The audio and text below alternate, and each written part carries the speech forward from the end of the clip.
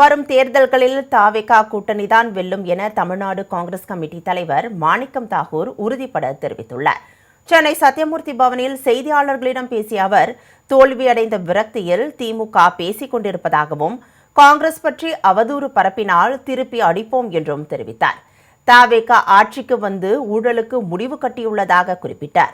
தமிழகத்தில் அடுத்து வரும் தேர்தல்களில் எல்லாம் தாவேகா கூட்டணி அமோகமாக வெற்றி பெறும் என மாணிக்கம் தாகூர் எம்பி உறுதிபட தெரிவித்தார்.